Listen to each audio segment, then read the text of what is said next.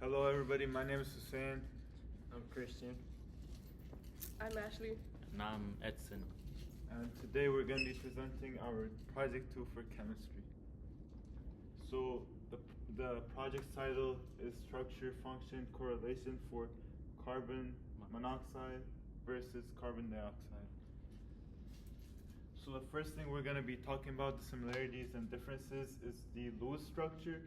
So as we all know, the Lewis structure, it's when we put dots around our elements to indicate the valence electron for each element.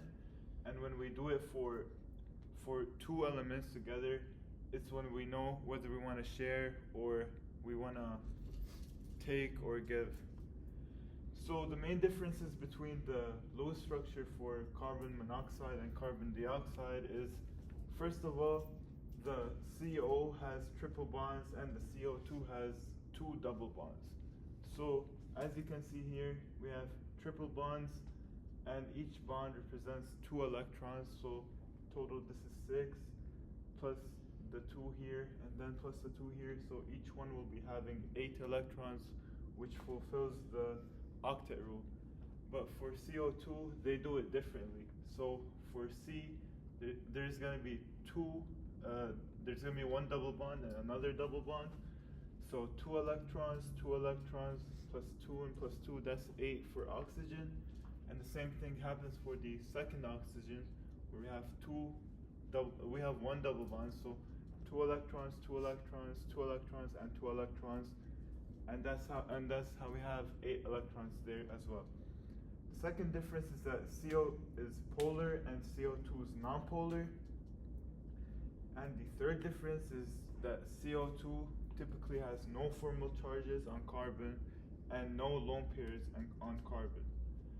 So CO2 has no formal charges on carbon and no lone pairs. As you can see, carbon is the central atom for CO2, and for this one, because it's all balanced, there is no lone pairs on it. But for CO, since there's only one O, there is going to be a lone pair on carbon because there's a triple bond and we want to satisfy the octet. And the fourth difference is that CO2's resonance involves symmetrical placement of double bonds across identical O atoms, while CO's resonance involves shifting the bond order and formal charges. That one is pretty much self-explanatory. And then now we're going to move to the similarities. So the first similarity is that both of their molecular geometry is linear. So since they have 2 electron domains, that's why we're going to have a linear geometry for both of them. And the second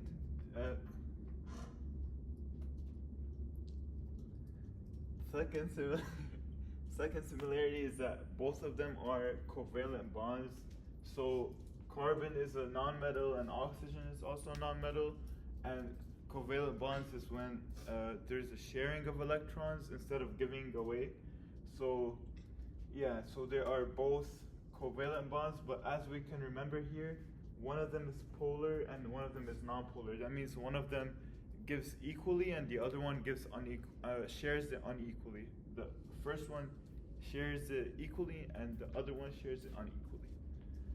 The third similarity is that both of them has C as their central atom. As we can see, C.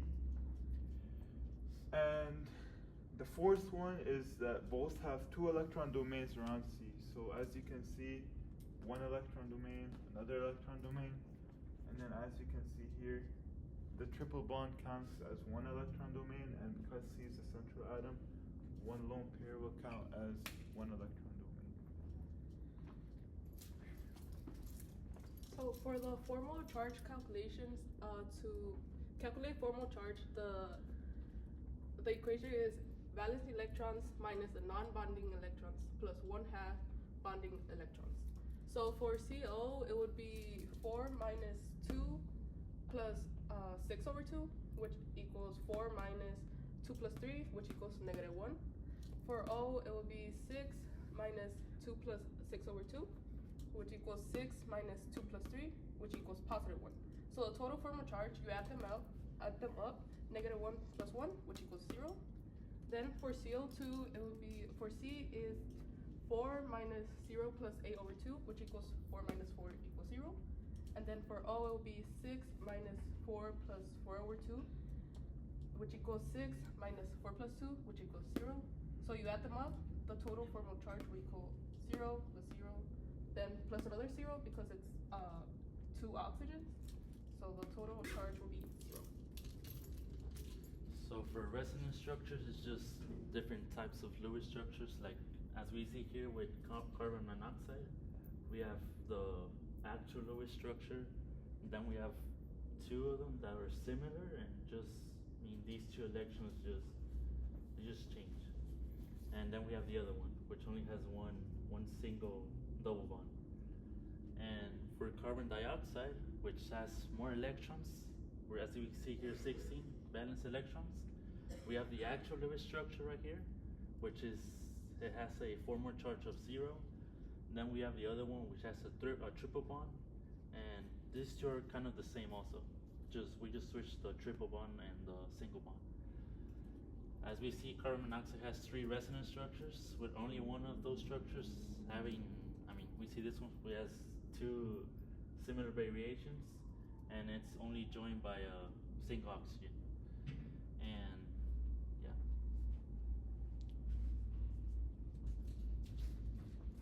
Okay, so this is a comparison of stability between the two.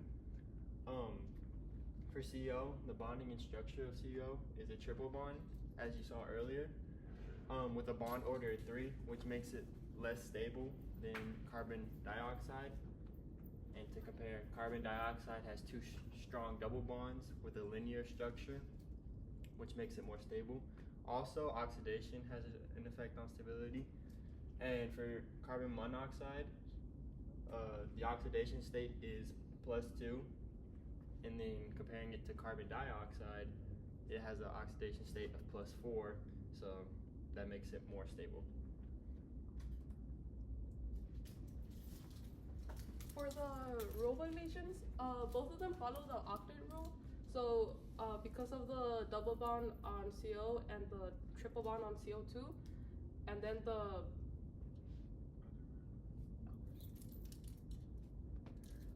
so because of the triple bond on CO and the double bond on CO2, and then the electrons around each element, they both follow the octet rule, which results in no rule violations.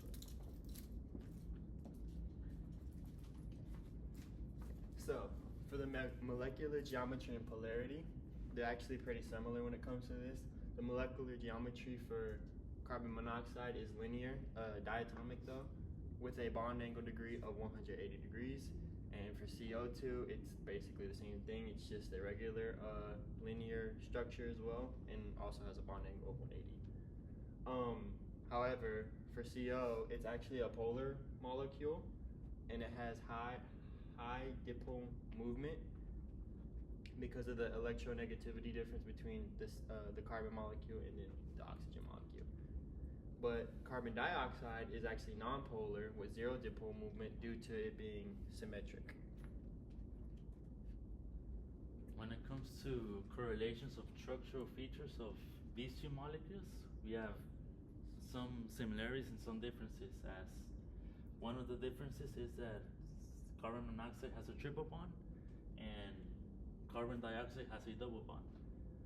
And when it comes to physical things, we have 3 similar things, which is that they're both invisible gases, they're odorless, they're tasteless, and differences in their physical attributes is that carbon monoxide is flammable and poisonous, and carbon dioxide is non-flammable and it's non-poisonous also.